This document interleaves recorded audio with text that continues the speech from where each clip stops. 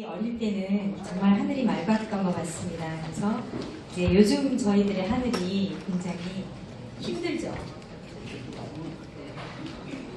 그렇지 않나요?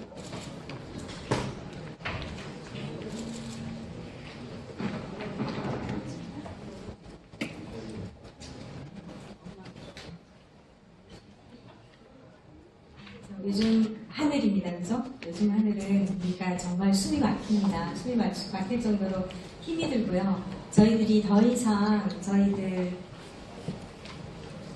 놀이터에서 아이들의 모습을 보기가 쉽지 않은 세상이 되었습니다. 그래서 저희들 어릴 때는 굉장히 학교만 갔다 오면 밖에서 뛰어놀던 기억들이 있는데요. 요즘은 정말 쉽지 않은 날들입니다. 그리고 이제 2월 달에 미세먼지 특별법이 통과가 되어서 좋다고는 하지만 이것이 좋은 것인지 염려스러운 것인지 모르겠습니다. 왜냐하면 미세먼지가 있을 때 우리 아이들이 학교를 가지 않아도 된다는 법안들이거든요. 과연 이것이 세상이 어떻게 될까 하는 염려를 같이 가지고 있습니다. 그래서 이제 저희들이 어떤 여러 가지 행정책들이 있을 겁니다만은 제가 누르면 눌러주실까요? 네. 그리고 이제 그 미세먼지에 대한 우리가 조금은 상식적으로 알고 있는 것이 여기 이제 건강소비자연대 여러 분들이 오셨는데요. 우리가 건강에 대한 것들을 많이 알수록 우리가 해결해 나갈 수 있는 방법도 다양할 거라고 생각이 들었습니다. 그래서 미세먼지의 크기에 대해서 조금 말씀을 드리면 미세먼지 크기를 10미크론과 2.5 미크론으로 크게 나누고 있습니다. 그래서 10미크론 정도도 우리 인체에서 전막이 건강하면 막아낼 수 있는 정도의 크기를 말하고요. 이거보다 더 작은 먼지들이 지금 문제를 일으키는데요. 2.5 미크론 정도 되는 것들은 우리 몸을 뚫고 들어가게 됩니다. 그래서 폐포 안에 뚫고 들어가게 되면 우리 체내에서 혈액이나 뇌조직이나 여러 조직에 침착을 하게 되고 이것들이 우리 건강을 심각하게 문제를 일으키는 원인이 되기도 하고요. 현재로는 1마이크론 밑에 되는 그보다 더 작은 먼지들이 커다란 문제를 일으키고 있습니다. 그래서 미세먼지의 구성을 보면요. 우리 머리카락의 두께를 한 70미크론으로 봅니다. 그러면 미세먼지 2.5미크론은 얼마나 작은 크기의 먼지인지 우리가 알 수 있고요. 우리가 흔히 말하는 모래사장에 있는 모래먼지들은 90미크론입니다. 그러면 미세먼지가, 초미세먼지가 얼마나 작은 입자인지를 우리가 알 수 있을 것입니다. 그럼 이 먼지가 왜 문제가 되느냐라는 거죠. 그래서 이 먼지의 구조를 본다면요. 앞으로요. 먼지의 구조를 보면 중간 핵에 탄소라는 것을 가지고 있고 그 금속을 둘러싸고 여러 가지 토양의 먼지랑 또 이온성 질산염이나 황산염 등의 이온성 물질들을 가지고 있고요. 이런 것들의 중금속과 위해성 물질들이 같이 겹쳐져 있습니다. 그래서 이렇게 겹쳐져 있는 물질들이 우리 몸에 들어가서 반응을 굉장히 많이 하게 되고요. 이 반응성 있는 물질들이 세포를 공격해서 세포의 핵을 공격하게 되면 유전자 돌연 변이까지 일으킬 수 있는 아주 심각한 질환을 유발할 수 있는 원인이 될 수 있기 때문에 이 미세먼지가 화두가 되고 있는 것이라고 봅니다. 대기 중에 있는 이 미세먼지 안에는 우리가 흔히 말하는 중금속들이 굉장히 많이 들어가 있습니다. 물론 이온성 황산염이나 질산염 같은 것들도 굉장히 문제를 일으키지만 중금속 같은 것들이 우리 몸에 들어가게 되면 빠져나오지 않기 때문에 그런 것들이 커다란 문제를 일으키게 되고요. 우리가 흔히 말하는 비소라든지 카드뮴이라든지 납이라든지 수은 같은 것들은 우리 몸에 들어가면 신경질환이나 면역질환을 일으킬 수 있는 심각한 문제를 일으키는 것들이거든요.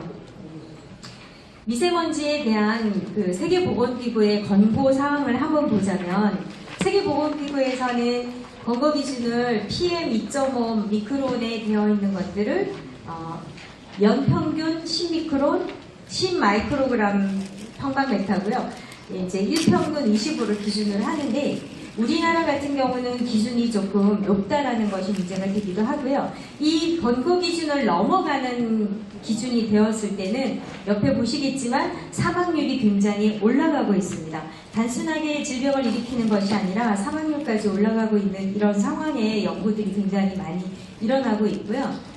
그래서 우리나라의 기준을 한번 비교해보면 세계보건기구의 그 PM10 미크론의 하루 평균이 50 마이크로그램이라고 하면 우리나라는 100 마이크로그램으로 되어 있습니다. 그래서 그 기준 자체가 굉장히 우리나라가 세계보건기구에서 기준하는 것보다 높게 측정이 되어 있기 때문에 우리가 정상적인 괜찮음의 농도에도 충분히 질병을 일으킬 수 있는 상황이라는 것들을 우리가 좀 알고 있을 필요가 있다고 생각이 되어지고요. 세계보건기구와 주요 국가들에서 PM2.5, 이 초미세먼지요, 우리 몸에 들어가서 심각한 질병을 일으키는 PM2.5 미크론의 먼지를 평균을 보았을 때 권고 기준 자체가 우리나라는 굉장히 높다라고 되어 있습니다. 그리고 지금 중국의 미세먼지가 커다란 문제들을 일으키고 있는데요. 본인들은 아니라고 하지만 많은 부분들이 중국은 베이징에서 석탄 연료를 쓰는 공장들을 이전시키고 있습니다. 그래서 자기네들의 수도에서도 이전을 시키는데 문제는 본인들 국가의 동해안 쪽으로 이 모든 것들을 옮겨오고 있고요. 이 옮겨온 것이 저희들 나라로 오고 있다는 것이 큰 문제고요. 전체적인 미세먼지의 농도에서 볼 때는 중국의 영향이 한 30%로 되어 있습니다. 하지만 PM2.5 미크론의 영향은 중국 동해안에서 불어오는 먼지의 영향을 80% 이상이라고 저희들이 측정된 것들이 있습니다. 그래서 중국의 기준도 무시할 수가 없는데요. 중요한 건 중국은 권고 기준이 굉장히 높다라는 것입니다. 자기네 나라에서는 괜찮음이 되어 있는 그 기준 농도가 우리 후에서 세계보건기구에서 말하는 잠정 목표 1, 사망률이 15% 이상 높아지는 농도까지도 그 나라에서는 괜찮음으로 되어 있다는 것을 우리가 좀 알 필요가 있을 것 같습니다. 또 그럼 이 초미세먼지 2.5 미크론 밑의 먼지가 우리 몸에서 얼마나 많이 축적이 되느냐에 대한 그 연구들이 많은데요. 지방 조직이 굉장히 많아요. 물론 폐에는 굉장히 많이 축적이 되고 있고요. 보시면 성기관 조직에 굉장히 많이 축적이 됩니다. 이런 미세먼지의 중금속이나 이온들이요. 그래서 이런 것들이 우리가 불임이나 우리가 생식기에 암을 일으키는 굉장히 커다란 원인이 되고 있기도 합니다. 그럼 이 초미세먼지가 얼마나 노출되었을 때 우리 몸에 축적이 되느냐 하는 부분이 중요할 텐데요. 보통은 저희가 물어보면 6개월, 1년 이렇게 장기간 노출되었을 때 우리 몸에 축적이 될 것이라고 생각하실 수 있습니다만 5분의 농도 노출에도 굉장히 우리 몸의 조직에 박힌다는 거죠. 그래서 이런 것들이 우리가 잠시의 노출도 건강에 심각한 문제를 일으킬 수 있다는 부분이 있습니다. 그래서 초미세먼지나 이런 것들이 2.5 마이크로그램만 올라가더라도 뇌졸중이나 혈관의 질병들이 높아질 수 있습니다. 또 초미세먼지는 어른들보다 성장기 아이들에게 커다란 영향을 미치고 있는데요. 신생아 같은 경우는 성인 똑같은 미세먼지에 노출되었을 때 성인의 100배 정도의 중금속을 흡수할 수 있습니다. 왜냐하면 굉장히 성장기이고 지방의 농도가 높고 할 경우에 우리 아이들에게 미치는 영향은 우리 어른이 미치는 영향보다 굉장히 높다라는 것이 우리가 여기서 짚고 넘어가야 될 부분이라고 생각합니다.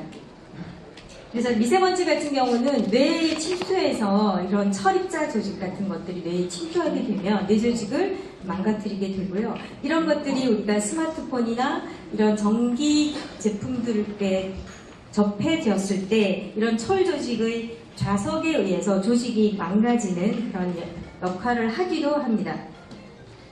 발암물질이라고 지금 분류되고 있는 미세먼지로 유발되는 질환들은 우리가 흔히 생각하는 피부염이나 비염에서 끝이지가 않습니다. 그래서 우리가 심혈관 질환이나 폐암, 뇌졸중까지 연결되는 커다란 혈관 질환까지 연결될 수 있는 문제가 있다는 것을 우리가 한번 알고 넘어가야 되겠고요. PM2.5 초미세먼지가 평방메타당 10마이크로그램 정도만 증가되었을 때도 우리가 기대 수명이 1, 2년씩 줄어든다고 지금 연구가 되어 있습니다. 예를 들어서 세계보건기구에서 2015년도에 전 세계 인구가 미세먼지로 인해서 사망한 인구 수가 700만 명으로 지금 집계되고 있고요.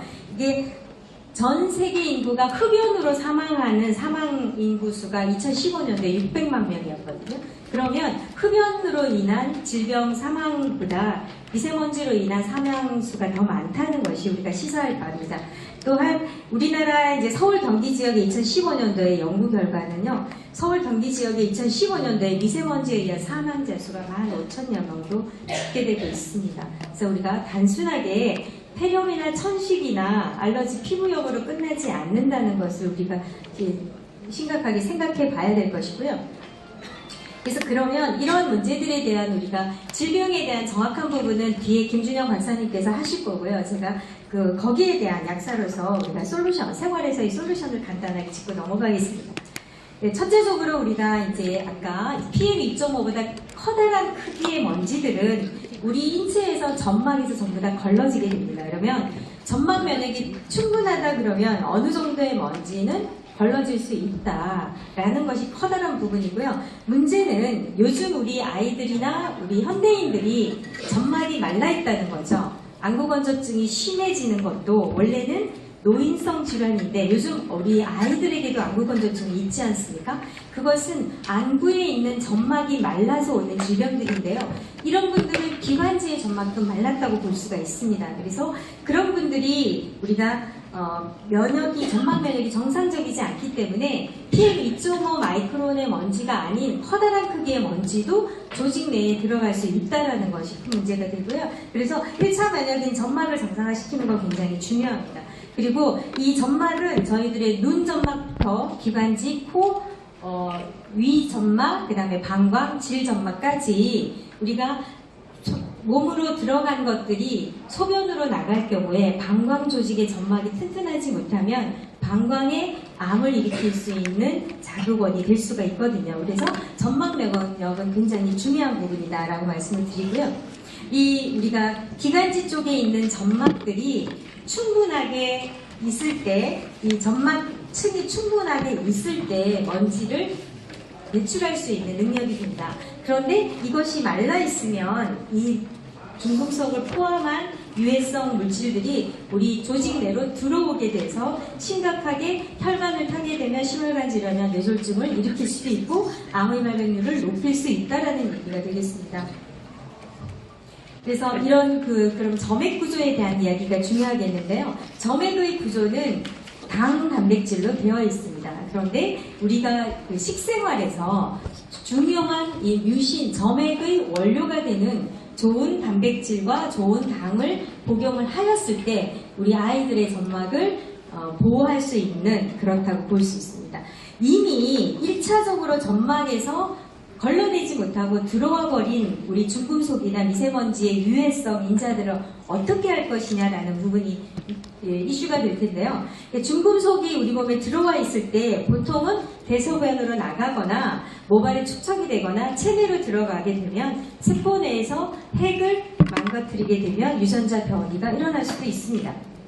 그래서 이런 중금속들은 각자 나름대로의 독성을 가지고 있습니다. 쉽게 설명을 드리면 우리가 카드뮴 같은 경우는 통증을 일으키게 되죠. 그리고 수은 같은 경우도 신경성 증상을 일으킬 수 있는데 이러한 중금속들은 우리 몸에서 좋은 미네랄들과 경쟁적으로 작용을 합니다. 그래서 좋은 미네랄들을 복용하는 것도 중금속의 위해를 막을 수 있는 여러 가지 해결책이 될 수 있을 것입니다.